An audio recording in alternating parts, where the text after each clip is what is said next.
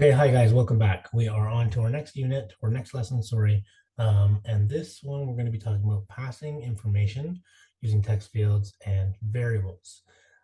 So variable is a word you may have heard before, and sometimes people use it or explain it by saying it's like an envelope or a box. It's basically just a holder. A variable just holds information. And the way that I like to explain it is if I had a box on my desk in class, and I just had that box marked late students. And every time a kid came in late, I would just put in a number and sort of say, okay, a kid just walked in, they're late, that's one kid. And right now the variable value would be one. And then, 3 minutes later, another kid walks in and I would put in another slip and say, okay, that's two. That's two kids are now late. And then 5 minutes later, another kid walks in and that's a third kid. So I put another slip in. Now the value of late is three. And that kid says, no, sorry, sir. I was in the library or I was helping the VP with something. I would say, okay, you have an excuse. You're not late. I would take that slip back out and the variable would drop from three down to two. Okay. And that's all it is. It's just a holder that holds some value, some information. Okay. And that can be, number of kids late. It can be the lives left in the game you're playing. It can be a score in a hockey game. It can be any sort of information that in this case would be numeric and it would be being stored somehow. Okay. Now that's just holding a number. There are four kinds of variables that we are going to talk about. So there are strings, there are integers, numbers, and the last one is Boolean. And we'll talk about all of those. A string is just a series of characters. Okay, so it can be numbers, it can be letters, and it can be one or two or an infinite number, not infinite, maybe whatever, a long number of characters in a row. Okay, an example of that is your name. Okay, so your name is Bill Robertson. That is just a number of letters that we assign some value to. We're like, okay, that's your name, but it doesn't have any other meaning aside from what we give it. Okay, a license plate would be a string. It's made of characters and letters. Your password, that would be a string. Your postal code, any of these sorts of things that are made up of letters and numbers, that qualifies as a string. Okay.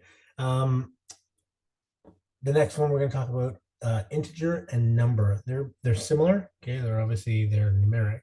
The difference being that an integer is a whole number, and a number is so integer is abbreviated int, and a number or num would be a number that includes a decimal. Okay, so if I'm talking about integers and I'm saying, or I'm talking about, my variable is number of kids that are late, that would be an integer. I can't have 4.3 kids late. I have one or two or three or four, like a whole number. Okay, how many pets do you have? I have three birds. Okay, that is a whole number. How many people in your household? Okay, that's a whole number. But those would be integers. Okay, your actual age or your height, those can be numbers with a decimal. So you're 175.6 centimeters, or your average mark in all four of your classes is 80.4.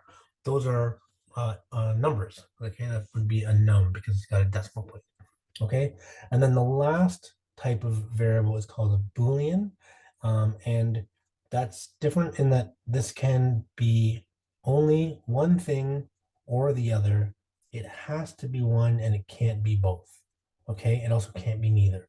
And so an example of that would be like a light switch. Okay, a light switch has to be on or it has to be off, and it has to be one of those things. It can't be something else. It has to be either on or off. And when I switch it from on to off, it's no longer on. It is now off. It can only be that.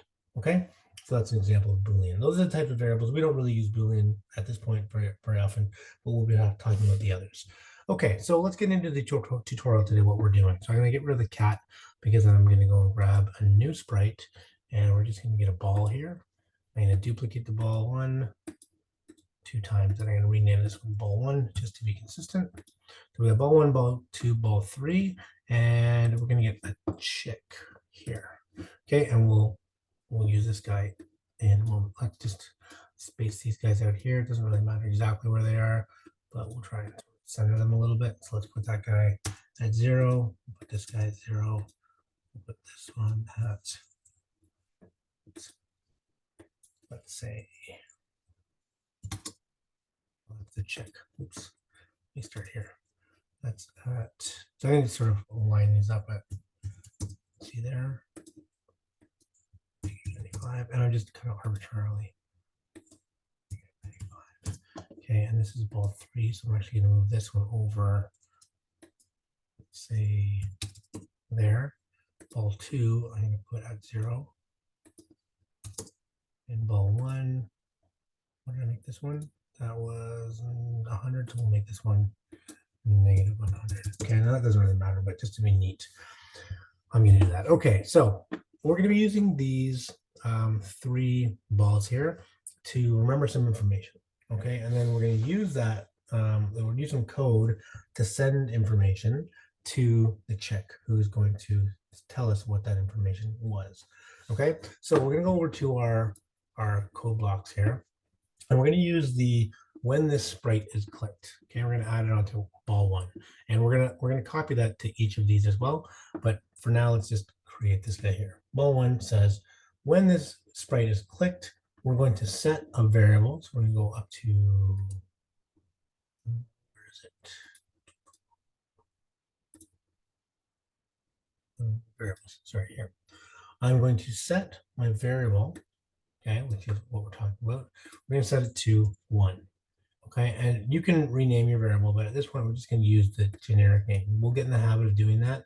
You can create a new variable and you can give it a name, but for this one, we'll just use the generic term my variable. And what I'm going to do is I'm going to click this on. Okay, it says my variable, and there's a little checkbox here. I'm going to click this, and what you'll see is over here, it shows up in our stage, okay, on or off. And it just tells me what my variable is. If I had a number of these, I could turn on all of them. Say I've got score and lives left, and et cetera, et cetera, et cetera. You can turn those on and see them. And now what I'm going to do is when I say, so notice right now the variable is equal to 0. When I click on the sprite, set my variable to 1. So this has been applied to ball 1. When I click on it, you'll see it updated here to 1.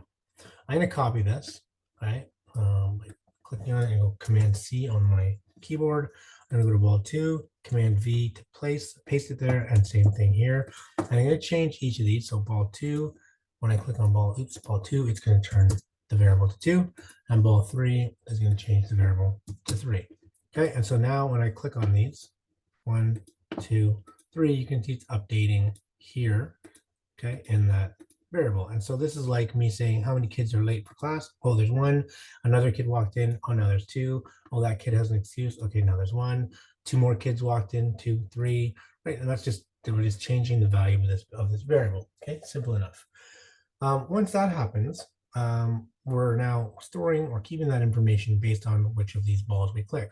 What we want to do next is we want to then broadcast some information. So we're going to use a broadcast, which is, I think, here. Okay, so broadcast is over here. Okay, and it pairs up with when I receive.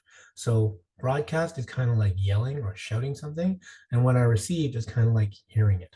Okay, and so what we're going to do is we're going to grab this guy and put it over here, and we're going to say when this sprite is clicked, we're going to set my variable. Okay, and we'll broadcast this in a second.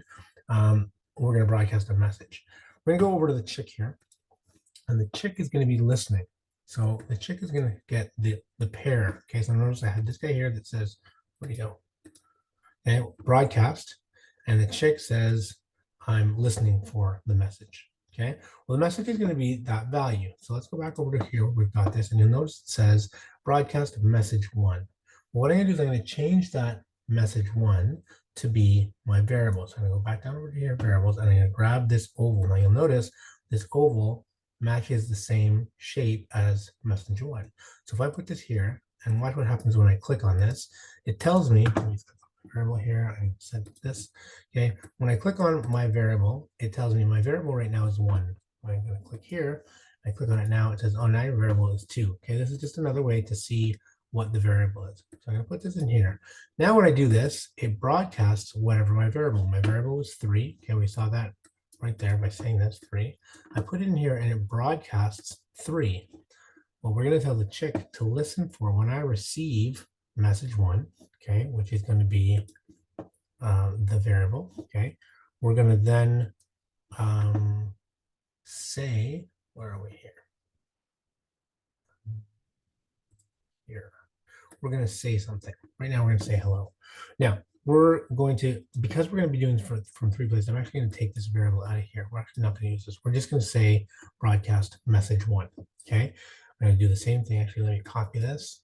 Command C, Command V, Command V. So I've got that in 3 places. I'm going to attach them all here. Attach. And oops, last one. Attach. Okay, so now let's just look what's happening. When I click on this sprite, when I click on ball 1, 2, or 3, it sets your variable to a number, and then it broadcasts message 1. Okay. When that happens, okay, all of these are doing the same thing. Okay.